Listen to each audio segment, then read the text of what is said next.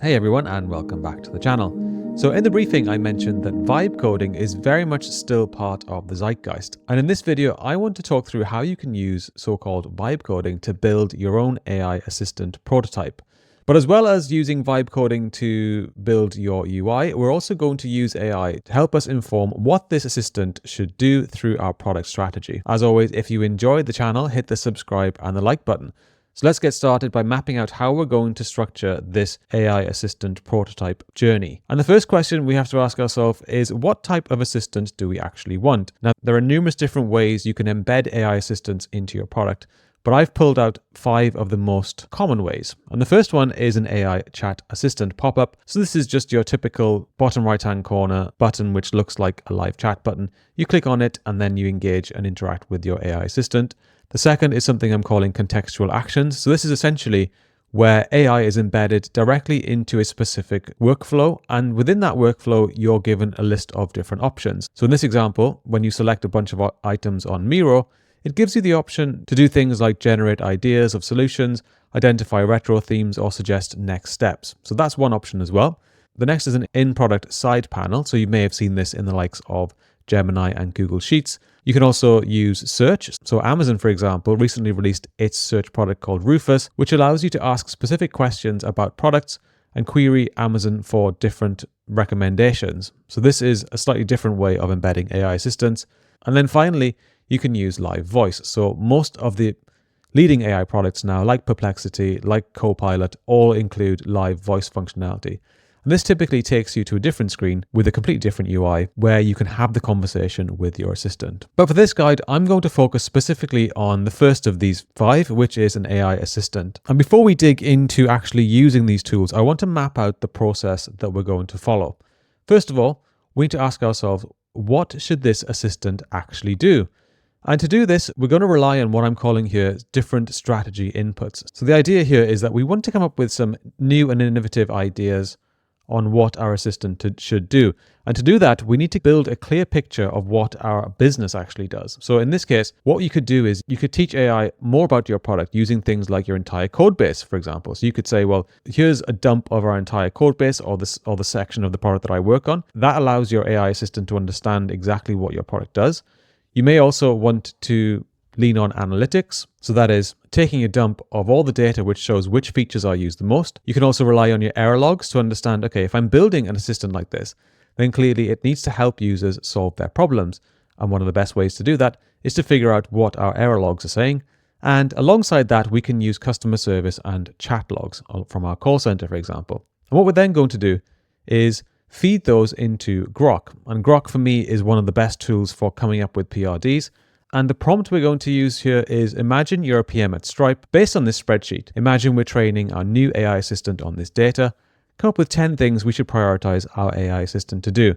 What that will do is it'll come up with a bunch of different ideas, and then you can translate that into a PRD. And then finally, you can put that PRD into a vibe coding tool like Lovable to come up with our final functional prototype. And once you've got the functional prototype, you can then refer back to your PRD and add more features to it, or tailor it specifically to your business. So that's an outline of the process that we're going to follow. Now let's take a look at each step in a bit more detail. So for this example, what we're going to do is we're going to pretend that we are working at Stripe as a PM, and we're figuring out what our AI assistant should do. And in this case, we've made a decision that we're going for this AI chat assistant. And if we refer back to our strategy inputs, so in this spreadsheet, you can see we've got a spreadsheet of all the data that we might use for something like this. So this includes things like a dump of our features, the analytics data that we mentioned. This could be from something like Google Analytics. We've got our error logs, which show some of the errors that are popping up in the server, along with the error codes and information. Plus, we've got a dump of some of our customer service chat logs. Now, if we head over to Grok, we can use this spreadsheet to start the process of building our prototype. So in this example, I'm saying, imagine you're a PM at Stripe. Based on this spreadsheet, imagine we're training a new AI assistant on this data. Come up with 10 things that we should prioritize our AI assistant to do. And in the response, Grok gives us a whole bunch of different things for us to consider. This includes things like checkout session recovery, fraud detection optimization, payout delay communication, so error code translation. So we could say, well, train the AI to interpret and explain error codes in plain language. Then I can ask it, okay, so let's imagine that we're building a standard chat interface for our AI assistant. How might this influence our design choices? So what we're doing here is we're taking some of the requirements that it's come up with, and then we're saying, if we were to include this in our AI assistant prototype, how might this influence our design decisions? And it comes up with a whole bunch of different ideas here. Obviously, you wouldn't use all of these ideas, but I just find this is quite an interesting way of generating different design principles and ideas that you may not consider during your traditional product development process.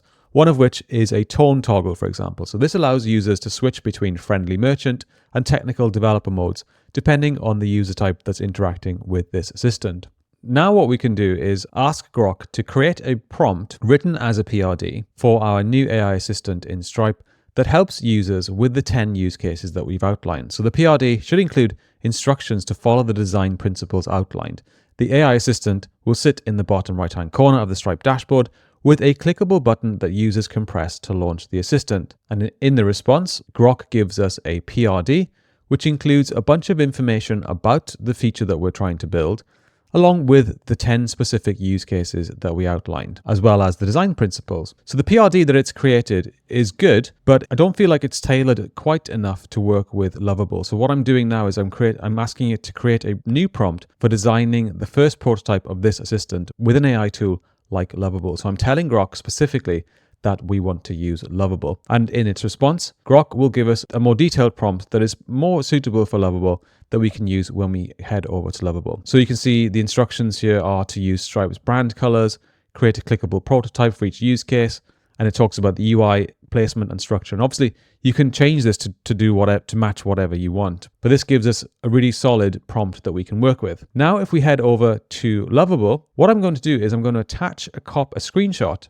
of the Stripe dashboard, because we want our prototype to look exactly as it would if we were working at Stripe. And Lovable is exceptionally good at essentially copying the UI of other products. So in this prompt, I'm asking Lovable to design the first prototype of this assistant, and I'm using the instructions and the prompt that were given to us from Grok. And after a few minutes of building, you can see that this is what Lovable has created for us. So we have our Stripe dashboard, which looks exactly like a Stripe dashboard. So if you look at this in a side-by-side comparison, this is the original on the left-hand side.